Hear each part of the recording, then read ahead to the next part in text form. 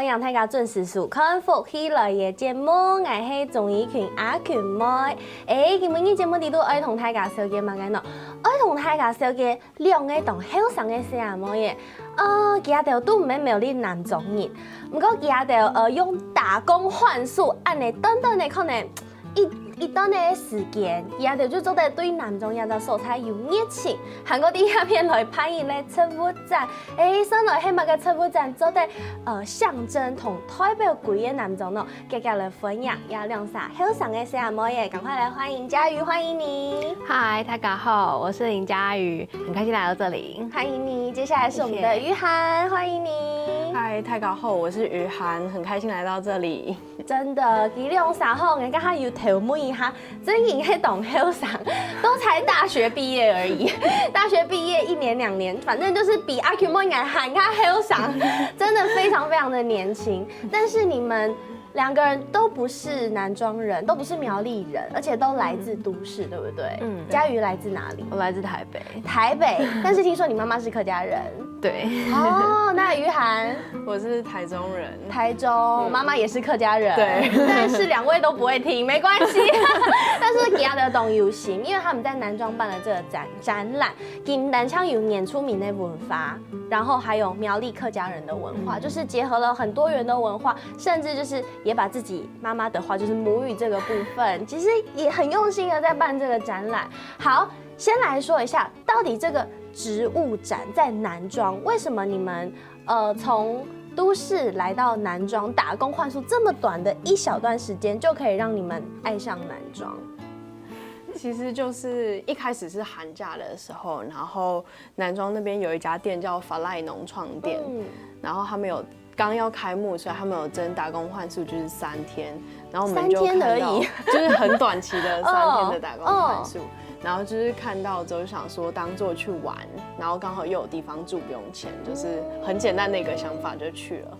然後真的到南莊之後，因為你就是帶着一個在那裡生活3天的心情，而不是去玩觀光那種，就是找吃的找好看的看一看就走了，所以就靜下來的時候就會發現南莊其實很漂亮，然後很可愛，就是有很多更深入的了解他們之後，就會更喜歡，然後就想要就之後才有機會，就是再回到南莊工作這樣子。所以就是因為那短短的3天，讓于涵你就愛上那個地方。那嘉瑜也是這樣嗎？差不多。以同樣一個計劃。我們一開始去的時候，其實是幫忙把來開店，對，然後就覺得那個地方很可愛，然後認識那個團隊之後再聊，才知道這個展覽的機會。哦，所以你們就是從這麼短的3天，你們看了南莊的生活方式，你們就喜歡上南莊的生活方式，算是吧。對，哇，好不容易，所以你們後來就在南莊工作，就這樣。差不多，然後就辦展覽了，怎麼那麼厲害？而且這個展覽是一個測物展哦，到底植物要怎麼辦展覽？而且他們的名字很妙，名字叫做“嘿，我跟你說”，很可愛。對，為什麼會用這個名字呢？其實一開始是用山裡的說書人，因為覺得我們辦的植物展就是讓植物跟大家說故事，就有點像他們是山裡的說書人這樣。只是後來覺得它好像還是不夠活潑，就我們想要讓這邊更活潑一點。對，就是一次討論之後就發現，嘿，我跟你說，就是很適合當這個植物的展覽名字。所以我們就在我跟你說哦，嘿，我跟你說，就是中間選一個，好可愛哦！而且整個風格就感覺是很美麗、很文青，然後很手繪風、很可愛的感覺。但是我在想啊，你們到南莊一定看了很多南莊的特色，畢竟剛剛有講了這麼多族群融合的地方，為什麼會選擇用植物來做展覽？于涵說一下。其實這個展一開始，它原本不是植物展，它是一個種子櫃的計劃，就是我們要收集很多種子，因為有些植物的種子其實很漂亮或者什麼的，然後把種子擺出來，然後跟大家做介紹。但是我們討論之後覺得，如果呈現出真正的植物的話，會讓人更能夠了解跟接觸，然後再更進一步的去想說南莊有哪些植物的時候，就突然發現。每个植物背后其实很多都有很深入的文化的故事，所以就变成是想要把它的文化故事去呈现出来，变成用植物说故事的方式。对啊，所以这一场的这部展黑真影有真实的植物，展出在你面前也有。但是你知道，当我想象到我走到一个环境，然后我看到一颗一颗的植物，你知道，跟嘿，我跟你说这个很活泼的主题，你知道，好老实说，我看到植物只有植物，我就会觉得好像有点平淡。对，所以我想要问一下你们的展出的方式是怎么样？我们大概是分成2个展区，对，然后一个展区就是有像这样子的画作，那每一个我们选了10种的植物，然后每一个植物它都有自己的一幅图，然后图里面我们有照这个植物我们对它了解的个性，延伸出一个拟人化的小精灵在里面。拟人化的小精灵，对，所以这个小精灵它象征了这个植物的个性，对，特征，甚至可能你们赋予它的一些故事，对不对？对。所以比如说，这10种，我觉得这10种植物很精华，因为你知道，车夫蛮难耶，你知道南庄真的是一个充满植物、野菜、野草、山啊、树啊，一个非常天然的地方。这么多的植物里面，你们怎么找出这10种植物？我们在认识南庄植物的过程，其实就是有访问，像是戴德全老师，他是南庄植物志的作者，就介绍很多南庄跟客家有关的植物给我们。然后还有去走步道的时候，有请泰雅族的一个猎人叫一棒，他带我们去走那些步道，一边走一边讲他们泰雅会用哪些植物做什么事情。然后另外一个还有五茂，就是他是塞夏族人，然后也是带我们去山里面，就是这样直接看到什么植物，他就讲在塞夏族里面这对他们来说是什么意义。所以经过了不同族群的人，像是领头人一样带我们去慢慢认识南庄这座山里面的植物，然后我们再从这些植物里面就是萃取出我们觉得最具有代表性的。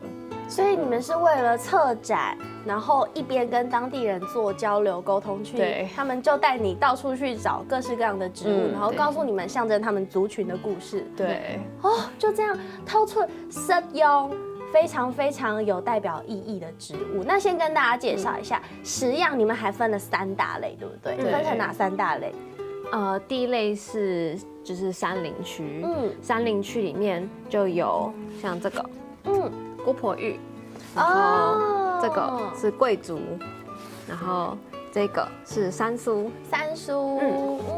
山林区。好，接下来是这个是比较族群文化色彩比较浓厚的族群的，然后这个是苎麻，苎麻是原住民的嘛，对不对？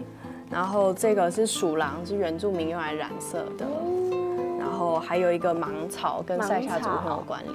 塞夏族，对，好，还有客家的紫苏在上面，怪席。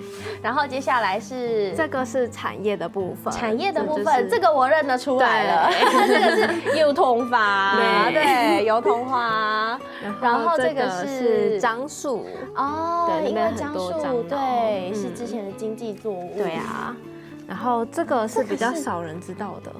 这个是什么？是通草，这个我还真的是不知道是什么东西，没关系。实验唐希了亚的车夫啦，可能有一些有点陌生，但是其实真正讲出来，大家都会知道，其实他们普遍广泛的运用在我们的日常生活当中，对不对？好，那刚刚提到有族群的部分，我觉得族群让我非常非常有感觉的是踢一早黑怪习，就是可能怪习，虽然我自己在我苗栗的时候，在我们苗栗家乡，虽然邻居啊门口通都会种紫苏，那可能有时候就是腌个紫苏梅，我不知道为什么它一定会种在我们家附近，虽然我很少吃。对，那可以跟大家讲一下紫苏的故事吗？紫苏其实它就有一点像是客家人的9层塔，就是一样普遍就对了。对，很常拿来去做腌料啊，或者是像增香啊、去腥啊等等的。然后因为他们用的很多，以前都是在山里面，就是随便采都有。只是后来就是山里面可能比较多开发，比较少可以在路边看到，所以现在就变成大家会在门口种很多紫苏。对，就是用的习惯还是改不掉。对，就是可能虽然很少用，但是随手要用就有。对，就算我不用的时候放在那里也蛮漂亮的啦，对不对？而且其实我觉得紫苏啊，这就是因为它就是对我们来讲好像就是一个草类，但客家人有没有发现，其实他赶紧懂得用臭为周围东西，随便举例一下，像还有魔草。哦，就是那个麦草，我们会用来洗澡，对不对？对，还有大风草也是洗澡的。大风草，哇塞！你看我随便考，他们都真认懂了解呢。你看，虽然不会讲客家话，不过其实对客家人的文化真然係了解到同多，韓國對其他的文化、南種的文化咩了解到同多。先休息一下，等下再同大家分享陳富贊的故事哦。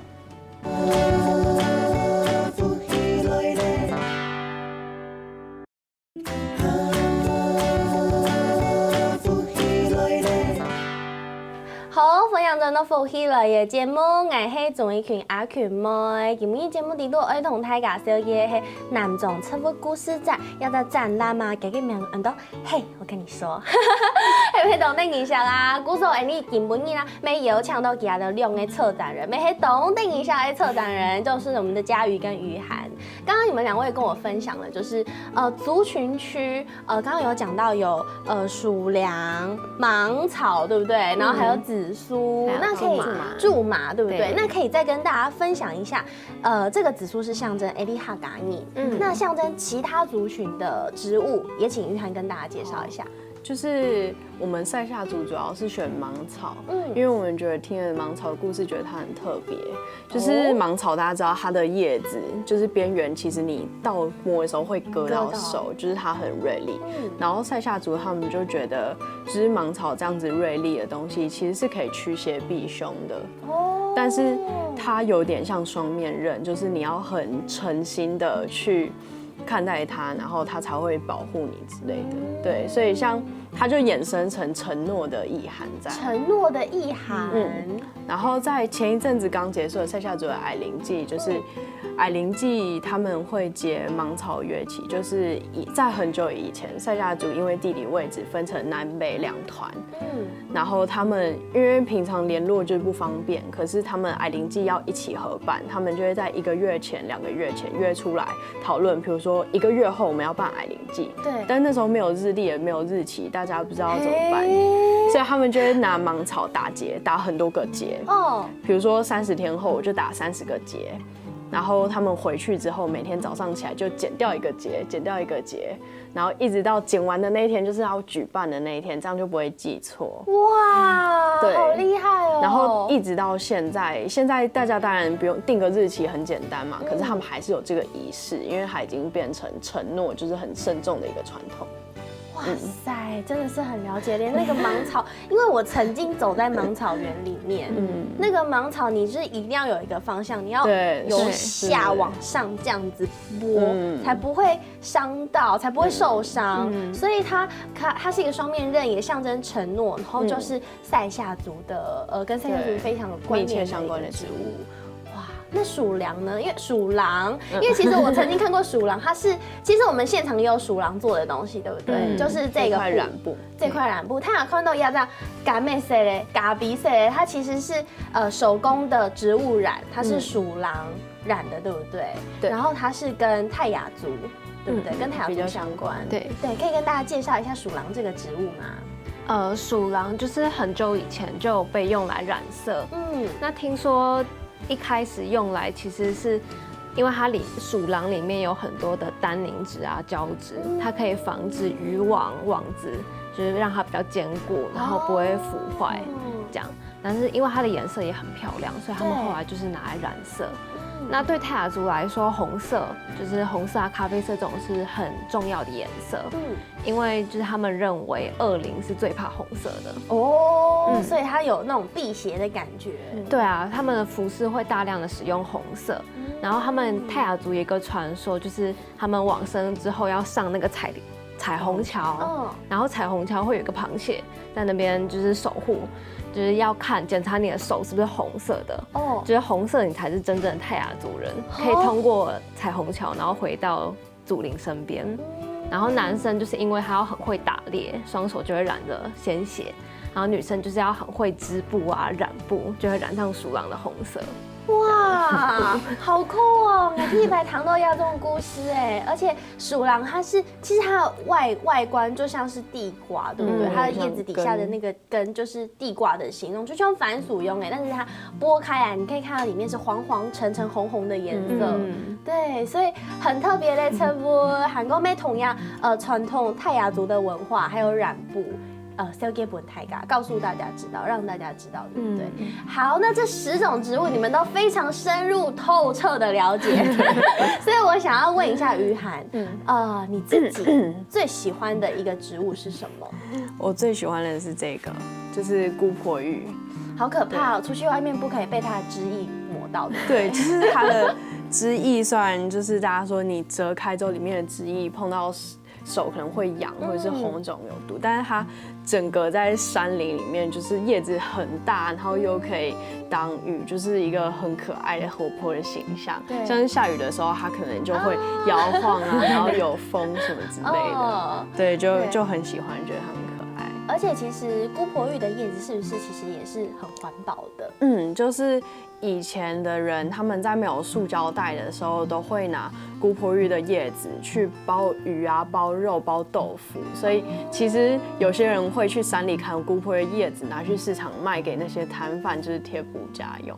它就是一个非常环保的东西，你在山里就是突然有需要遮雨啊、挡雨也会采来用，然后用完就是放回山里，就是可以直接取之于自然，用之于自然，再把它还给自然，对不对？然后刚刚你的画里面呢，姑婆芋的那一幅画里面隐藏着小小的一个精灵，很可爱的，对，很可爱。哎，某你整空我真的没有看出来那个精灵藏在哪里，可以跟大家介绍一下这个象征姑婆芋的精灵，它的故事，它的性格特质是什么吗？我很想跟他认识一下。它就是一个很活泼的，然后住在姑婆芋上的精灵。然后如果姑婆芋下雨的话，叶子因为它会挡水，可能也会积水，它就会泼水到路人身上，就是跟他玩这样子。好可爱哦，就是这样的一个设定。它是一个调皮的精灵，但是身材看起来有一点胖，微肉，对不对？因为姑婆芋的筋本身就很粗啊，胖胖的，对，就胖胖的，就是这种感觉。好可爱。那佳瑜呢？佳瑜自己最喜欢10种里面最喜欢哪一种？我觉得很酷的是贵族。贵族。对，就是这一次做调查后才发现，贵族其实对于客家或者对于各个族群都很重要。怎么说？就是在过去的年代里面，大家都会拿贵族来盖房子啊，然后做很多很多的家具。糟糕，我只想到吃的。对，还有拿来吃。对，然后还有泰雅族，就是有一个贵族很酷的故事。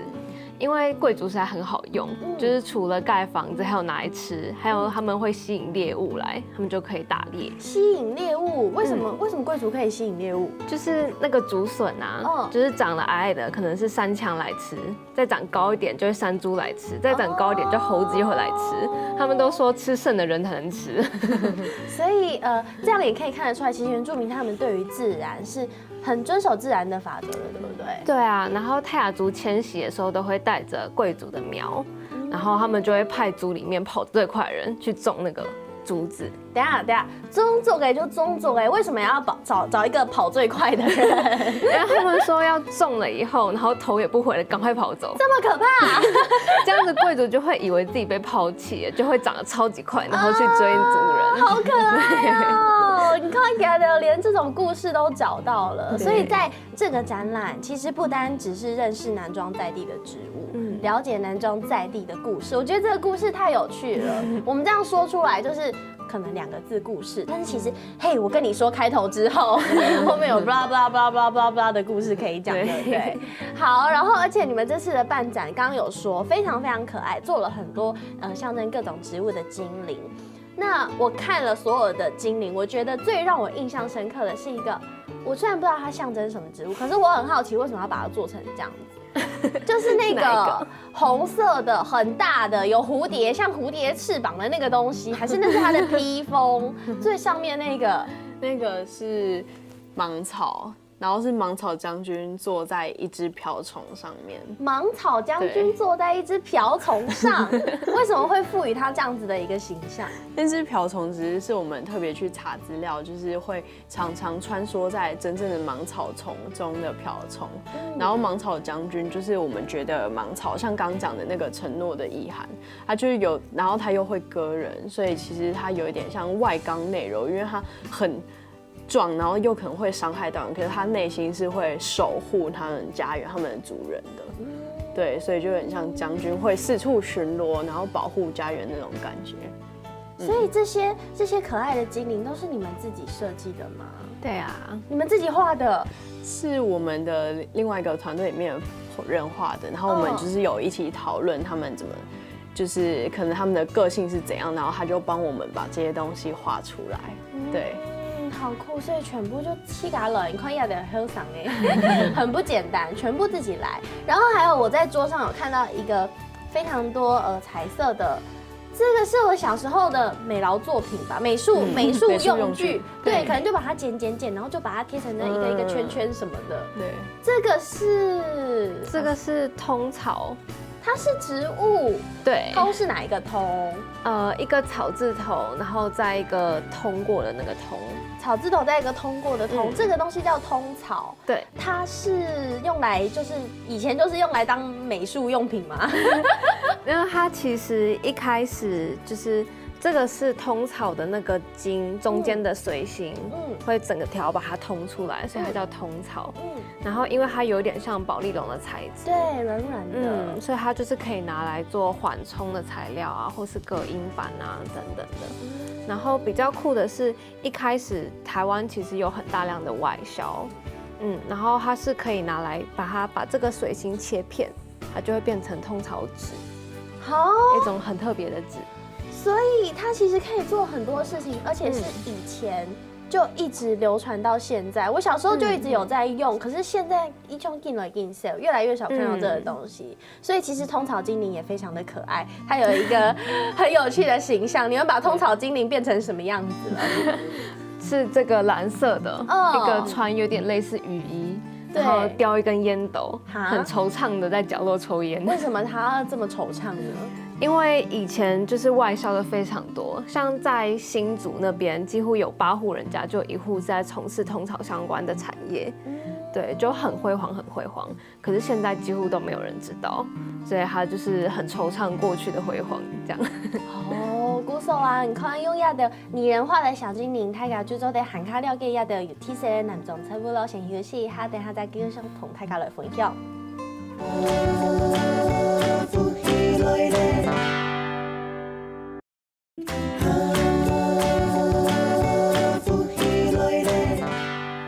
好，分享真的福氣來嘅節目，我係綜藝群阿權妹。今日節目第度同大家紹介係南種測福故事站。我跟你說，等一下嘅名嘅，甲下有講到兩個小妹嘅同江同後生嘅小妹同大家分享嘅，這麼多的植物的故事，那其實還有一些很特別的植物故事要跟大家分享，對不對？有一個聽說是泰雅族人的。然后他们的日常生活用品非常使用的非常广泛。那于涵跟大家说一下好了，就是有一种植物叫苎麻，然后它就是一种长得就是一支一支，有点像向日葵，只是没有开花的植物，就是很好想就是一支一支的。那它那一支一支，其实是因为我们是拿来做成最后可以编织成衣服，就是用它的植物纤维，就是一种麻，麻类的。其实不止泰雅族，很多族群都会用，只是泰雅族也用很多。然后我们在就是做苎麻这个植物的时候，有跟花妈手作坊，就是一家在南庄街上的店，就是他们里面就有在贩售泰雅传统的狩猎背带，然后那个背带就是用苎麻编织而成的。哇，所以那苎麻的精灵，我很好奇苎麻精灵的形象跟特质又是怎么样？苎麻精灵，它就是一群人，因为苎麻是长一丛一丛的，对，然后会成群结队的出现，就像这样。哇，好可爱哦！就是一群很好动的人，对，然后又晒得有点黑，因为苎麻需要在大太阳下这样才会长得好。好可爱，而且有人戴墨镜，对不对？超可爱的。好，所以这是苎麻，让大家了解到，很多族群有编织，用苎麻的纤维来编织，对不对？好，那接下来其实在，库卡上面，就是你们有选一个很可爱的，肚子大大的，这个是哪一只？这个是山苏，山苏，对，就是它旁边的。就是平常在热炒店可以吃到它的嫩叶，卷卷的那个，对，就是好像大家很常见，可是我们发现它有一个比较特别的故事，是塞夏族还有另外一个很重要的祭典叫祈天祭，就是当他们的像作物啊，就是快要干枯的时候，他们就会赶快去祈求老天要下雨给大家，然后他就会说。连山苏都快要枯了，就是代表所有的作物都已经没有办法生长，因为山苏很耐寒。对，就是祈求老天爷赶快降雨。而且山苏也很可爱，它也是有一个跟姑婆芋一样胖胖的，对，而且好像还有胡子，你知道吗？因为山苏就是它是一个像鸟巢蕨，它的另外一个名字，就它中间会有一个类似巢的一个洞，所以它有一些会积落叶，有一些东西会掉进去，然后会转化成山苏的营养。所以我们就把它想象那只精灵，吃很饱，对不对？它就这样躺着，然后饭就从天上掉下来，好好笑哦！所以就只要躺着就好了，对不对？好，很有趣。而且其实这不单单只是一个植物的故事展，它其实每一天都不一样。你印度某 Q 用，到底为什么每一天都不一样呢？因为我们的展场里面其实有放真的植物，所以那些植物就是在我们移植过来展场之后，会一天一天慢慢长大。